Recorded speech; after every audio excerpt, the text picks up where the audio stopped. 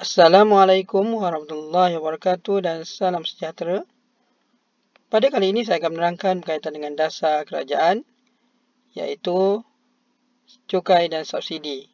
Kita akan kaji tentang kesan cukai dan subsidi ke atas pasaran.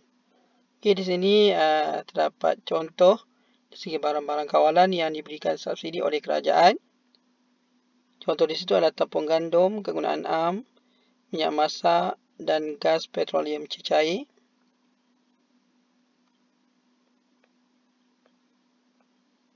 Dan ini pula adalah perkongsian berkaitan dengan cukai jualan. So, apakah cukai jualan? Iaitu cukai tidak langsung yang dikenakan ke atas barang kilangan tempatan dan import. Cukai ini dikenakan sekali sahaja, iaitu seperingkat. Okay, bilakah cukai jualan dikenakan? Iaitu bagi barang kilangan tempatan semasa barang dijual daripada pengilang kepada pembeli ataupun diguna sendiri. Okay, dan seterusnya itu bagi barang import. Okay, ini adalah maklumat berkaitan dengan cukai jualan. Okay, kita teruskan. Bagaimana untuk menghitung dan juga melihat kesan subsidi dan cukai. Okay, sebelum tu subsidi. Kerajaan akan bantu pengeluar bagi menghadapi ketidaktentuan harga. Kebanyakan barang-barang komoditi yang melibatkan harga turun naik yang ketara. Jadi kerajaan akan membantu dengan cara memberi subsidi. Manakala cukai, kerajaan mengenakan cukai ke atas keuntungan firma. Kita teruskan. Kita lihat dengan lebih detail kesan cukai dan subsidi ke atas pasaran. Okey, cukai. Cukai jualan ialah cukai tak langsung yang dikenakan ke atas suatu barang dan hanya dibayar semasa jual beli barang tersebut berlaku. Jadi di situ cukai tak langsung itu cukai yang beban pembayaran boleh dialihkan kepada orang lain. Okey, jadi cukai akan menyebabkan kos pengeluaran meningkat. Kesannya pengeluar akan memindahkan sebahagian beban cukai tersebut kepada pengguna. Jadi, kenaikan kos pengeluaran akan menyebabkan pengeluar mengurangkan penawaran. Kesannya, kelok penawaran akan beralih ke kiri, menyebabkan harga pasaran akan meningkat. Jadi ada keyword kat situ, itu kelok penawaran beralih ke kiri. Okay, ini adalah fungsi penawaran yang asal QS 0 sama dengan A tambah BP. Dan jika cukai dikenakan, jadi fungsi penawaran adalah QS1 sama dengan A tambah B buka kurungan P tolak T ataupun P tolak cukai per unit. Ini dalam sebutan Q, kuantiti. Ada juga dalam sebutan P, iaitu P sama dengan A tambah B Q tambah cukai. Jadi ini adalah rajah bagi menunjukkan kesan cukai. Jadi keseimbangan pada E0, harga P0 dan kuantiti Q0. Jadi dinyatakan di atas tadi, kelok penawaran akan beralih ke kiri. Daripada S0 ke S1. Jadi berlaku keseimbangan baru pada E1. Harga daripada P0 jadi P1. Dan kuantiti daripada Q0 ke Q1. Jadi cukai akan menyebabkan harga akan meningkat. Okey, di sini untuk kita tengok kawasan cukai, kita perlu dapatkan kawasan. Jadi untuk dapatkan kawasan segi empat, maka kita perlu lihat di sini. Titik tersebut berada pada kelok penawaran asal, iaitu S0. Dan kalau tengok kuantiti kat bawah adalah kuantiti yang baru. Maka untuk dapat titik tu kita perlu tengok keadaan inilah kelok penawaran asal dan juga kuantiti keseimbangan yang baru. Maka kita akan dapat harga di sini. Jadi barulah kita akan dapat kawasan segi empat. Yang atas adalah untuk pengguna dan yang bawah adalah untuk pengeluar. Jadi untuk cukai, kesan cukai kita akan nampak berdasarkan kawasan segi 4. Ingat di atas adalah pengguna dan di bawah adalah untuk pengeluar. Subsidi. Subsidi merupakan bantuan kerajaan kepada pengeluar yang akan dapat mengurangkan kos pengeluaran. Jadi apabila kos pengeluaran berkurang menyebabkan pengeluar dapat menambahkan keluaran, iaitu kuantiti akan meningkat. Jadi kelok penawaran akan beralih ke kanan dan harga keseimbangan akan menurun. Okay, jadi dia berlawanan dengan cukai. Kalau cukai kelok penawaran beralih ke kiri. Kalau subsidi kelok penawaran beralih ke kanan. Kesannya harga keseimbangan akan menurun. Jadi fungsi penawaran QS0 sama A tambah BP ini asal. Apabila subsidi diberikan QS1 sama A tambah B, buka kurungan P tambah subsidi atau P tambah S. Jadi kalau cukai P tolak T atau P tolak cukai. Kalau subsidi P tambah S ataupun P tambah subsidi. Ataupun boleh juga dalam sebutan P sama A tambah BQ. Tolak subsidi. Okey, bagi kelok. Ini kelok keseimbangan. Seperti biasa. Titik keseimbangan dan juga harga dan kuantiti keseimbangan. Jadi dimaklumkan di atas tu kelok penawaran akan beralih ke kanan. Daripada S0 ke S1. Jadi berlaku keseimbangan baru pada I1. Harga keseimbangan baru P1 dan kuantiti keseimbangan baru pada Q1. Sama juga macam cukai. Kita ada titik di sini. Mana titik sini merupakan kelok penawaran asal dan juga kuantiti keseimbangan baru. Okey, kalau tengok kelok penawaran asal tu S0 dan kuantiti keseimbangan baru adalah Q1. Kita bagi ke tepi maka kita akan dapatkan harga di sini. Okey, jadi kita sambungkan garis itu. Maka kita dapatlah kawasan segi 4. Dua kawasan segi 4. Mana di atas adalah untuk pengeluar dan di bawah adalah untuk pengguna. Jadi untuk cukai dan subsidi, kawasan tu berbeza. Subsidi pengeluar di atas, pengguna di bawah. Cukai pengguna di atas dan pengeluar di bawah. Jadi kita akan cari kawasan segi 4. Baiklah, kita teruskan. Kita tengok kesan cukai ke atas pasaran berdasarkan soalan. Diberi fungsi permintaan dan penawaran seperti berikut. QD sama dengan 90 tolak 3P. QS sama dengan 70 tambah 5P. Jadi hitung harga dan kuantiti keseimbangan asal. Jadi kita tahu keseimbangan adalah QD sama dengan QS. Masukkan 90 tolak 3P sama dengan 70 tambah 5P. Alih-alihkan 90 tolak 70 sama dengan 3P tambah dengan 5P. Jadi 90 tolak 70 dapat 20. Dan 3P tambah 5P dapat 8P. Maka dapatlah harga keseimbangan adalah RM2.50. Okey, gantikan harga RM2.50 dalam mana-mana fungsi permintaan ataupun fungsi penawaran. Kalau guna fungsi permintaan, QD sama dengan 90 tolak 3P. Maka 90 tolak 3 darab dengan 2.50 sen. Maka dapatlah kuantiti keseimbangan ataupun kuantiti diminta adalah 82.5 unit. Kalau guna fungsi penawaran, QS sama dengan 70 tambah 5P. Jadi gantikan harga RM5, harga RM2.50. So dapatlah kuantiti ditawar adalah 82.5 unit. Sama saja. Sama ada menggunakan kuantiti diminta ataupun menggunakan fungsi permintaan ataupun fungsi penawaran. Jadi ingat harga keseimbangan RM2.50, kuantiti keseimbangan 82.5 unit. Okey, seterusnya, jika kerajaan menggunakan cukai sebanyak RM2 per unit ke atas barang tersebut, Nyatakan fungsi penawaran yang baru dan hitung harga dan kuantiti keseimbangan baru. Jadi langkah pertama yang kita kena buat adalah bentukkan fungsi penawaran yang baru. Jadi gunalah QS1 sama dengan A tambah B buka kurangan P tolak T.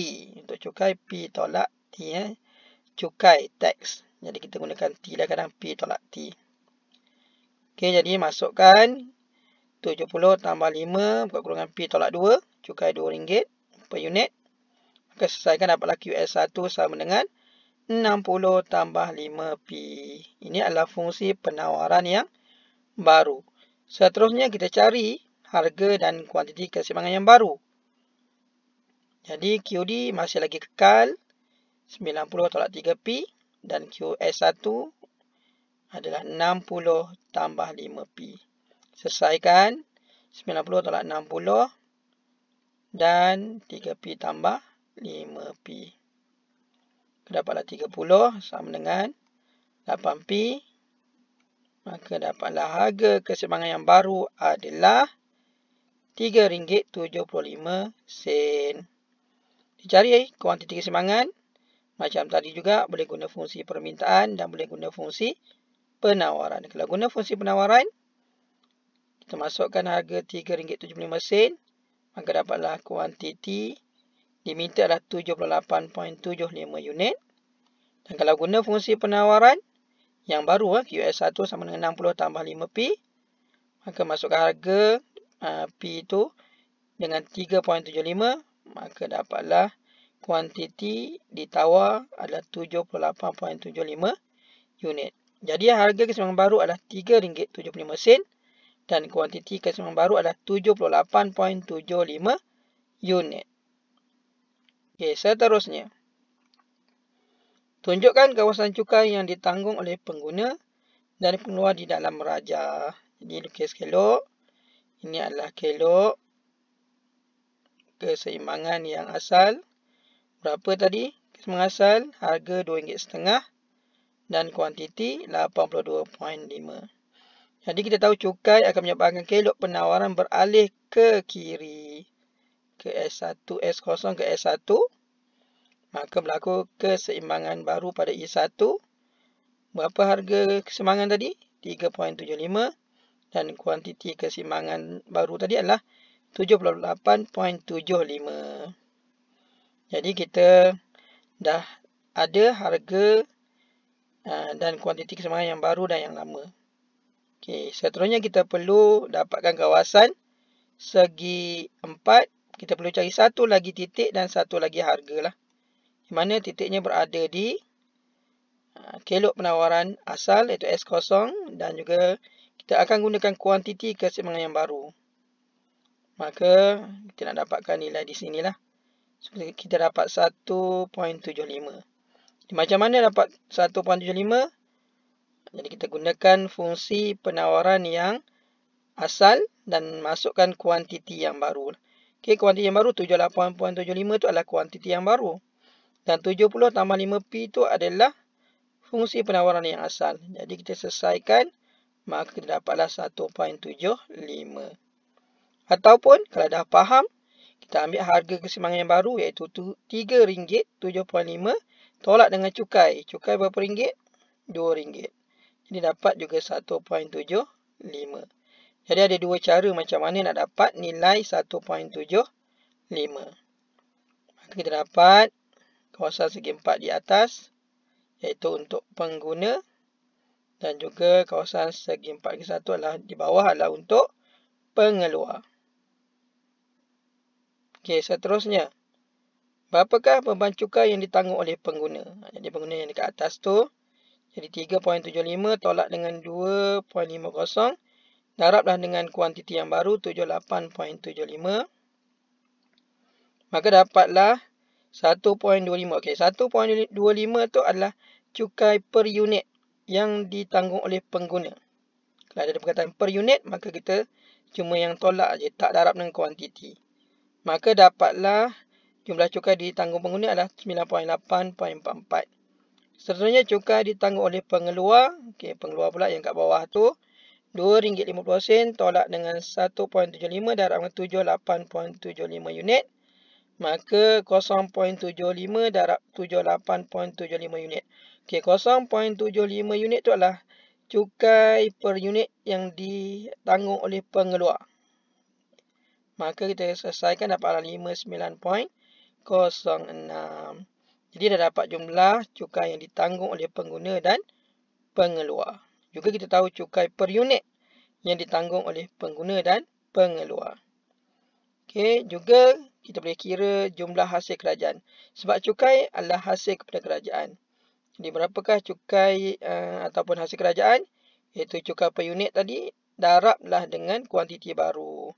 Cukai berapa ringgit? RM2. Berapa kuantiti baru? 78.75. Maka kita dapatlah hasil kerajaan lah 157.50. Ataupun kita juga boleh kira tambahkan saja jumlah cukai yang ditanggung oleh pengguna dan pengeluar tadi. Okey, dapatlah juga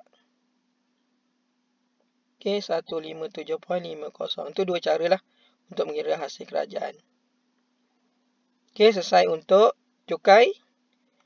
Kita teruskan untuk subsidi pula. Okey, diberi fungsi permintaan dan penawaran seperti berikut. QD sama dengan 80 tolak 2P. QS 17 tambah 4P. Jadi di sini kita nak mudah, kita dah bagilah harga dan kuantiti keseimbangan. Harga keseimbangan RM10.50 dan kuantiti keseimbangan 59 unit. Jadi jika kerajaan memberi subsidi sebanyak RM3 seunit ke atas barang tersebut, bentukkan fungsi penawaran yang baru. Okay, jadi QS1 sama A tambah B buka kurang P tambah S. Jadi kita masukkan QS1 sama 17 tambah 4 dan dengan P tambah 3. Tadi subsidi RM3. Jadi kita selesaikan dapatlah fungsi penawaran yang baru adalah 29 tambah 4P. Jadi kita dah dapat dah fungsi penawaran yang baru. Seterusnya kita akan hitung harga dan kuantiti keseimbangan yang baru. Jadi kita akan guna QD sama dengan QS1. Okay, 80 tolak 2P sama dengan QS1 lah. 29 tambah 4P. Jadi 80 tolak 29 sama dengan 2P tambah 4P. Dapat 51 sama dengan 6P. Maka dapatlah harga sama dengan RM8.50. Jadi masukkan harga RM8.50 dalam mana-mana fungsi permintaan ataupun penawaran. Kalau guna fungsi permintaan, QD sama 80 tolak 2P. Jadi harga RM8.50. Maka dapatlah kuantiti dimintalah 63 unit. Dan kalau kita guna fungsi penawaran, QS sama dengan 29 tambah 4P. Masukkan harga RM8.50. Maka kita akan dapat kuantiti tawar adalah juga 63 unit. Maka kita dapatlah harga keseimbangan RM8.50 dan kuantiti keseimbangan adalah 63 unit. Okey, seterusnya tunjukkan kawasan subsidi yang dinikmati oleh pengguna dan pengeluar di dalam rajah. Okey, rajah keseimbangan. Okey, keseimbangan asal pada E0. Okey, harga keseimbangan asal tadi RM10.50. Kuantiti keseimbangan asal adalah 59 unit. Jadi kita tahu subsidi menyebabkan kelok penawaran beralih ke kanan daripada S0 ke S1. Jadi berlaku keseimbangan baru pada E1. Harga keseimbangan berapa tadi? RM8.50. Kuantiti keseimbangan 63 unit. Okey, jadi kita perlu cari titik untuk mendapatkan harga satu lagi untuk mendapatkan kawasan segi 4. Daripada kuantiti yang baru kita naik ke atas sehingga bertemu dengan kelok penawaran yang asal. Okay, kita dapat titiknya di sini. Okay, jadi titik di situ merujuk kepada kelok penawaran asal. Kuantiti keseimbangan baru. Bagi tepi dapatlah RM11.50. Macam mana dapat RM11.50? Seperti mana yang dimaklumkan tadi, gunakan kuantiti yang baru, fungsi penawaran yang asal. Iaitu QS 1 lah tu sebenarnya. 63 sama dengan 17 tambah 4P itu adalah fungsi penawaran yang asal. Okey, 63 adalah kuantiti keseimbangan yang baru. So, selesaikan dapatlah RM11.50. Atau kalau dah faham nanti, senang je, harga keseimbangan baru tu RM8.50, tambahlah dengan subsidi RM3, juga akan dapat RM11.50. Okey, seterusnya kita akan cari kawasan segi empat. Okey, yang atas adalah pengeluar dan yang bawah adalah pengguna. Okey, seterusnya kita boleh cari subsidi yang dinikmati oleh pengguna. Jadi, pengguna yang kat bawah tu RM10.50, tolak dengan RM8.50, darab dengan kuantiti yang baru 63. Maka kita dapatlah RM126. Okey, subsidi yang dinikmati oleh pengeluar. Yang atas, kawasan atas RM11.50, tolak dengan RM10.50, darab 63. Maka kita dapat RM63. Inilah jumlah subsidi yang dinikmati oleh pengguna dan pengeluar. Seterusnya, okey, subsidi ini merupakan perbelanjaan kerajaan. Jadi soalan juga boleh tanya tentang jumlah perbelanjaan kerajaan. Macam mana dapat? Subsidi per unit tadi darab dengan kuantiti baru. RM3 darab dengan 63 unit, maka dapatlah 189. Ataupun subsidi dinikmati pengguna tambah dengan subsidi dinikmati pengeluar, iaitu 126 tambah dengan 63, maka dapatlah juga 189. Itu dua cara untuk mendapat jumlah perbelanjaan kerajaan.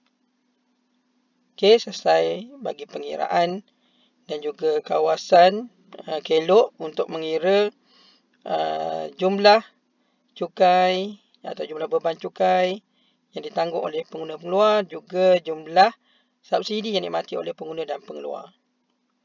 Okey, kesimpulan. Apa yang pelajar perlu tahu? Cukai dan subsidi hanya mengubah penawaran sahaja. Jadi kita tengok balik tadi, kita cuma perlu mencari fungsi penawaran yang baru. Permintaan, kita tak kacau, kita biarkan yang asal. Kesan kepada kelok, cukai, kelok penawaran beralih ke kiri. Kalau subsidi, kelok penawaran beralih ke kanan. Okay, kawasan beban cukai pula, ini kawasan beban cukai. Kalau kita beban cukai dan subsidi ni, kita nak cari segi empat. Kalau cukai, beban cukai ditanggung pengguna di bahagian atas. Ingat, kalau cukai, bahagian atas adalah pengguna. Okey, pengeluar bahagian bawah. Subsidi terbalik. Pengguna di bahagian bawah dan pengeluar di bahagian atas. Okey, kesan cukai kepada keseimbangan. Harga keseimbangan akan meningkat. Kuantiti keseimbangan akan berkurang. Dan kesan subsidi kepada keseimbangan. Harga keseimbangan akan berkurang.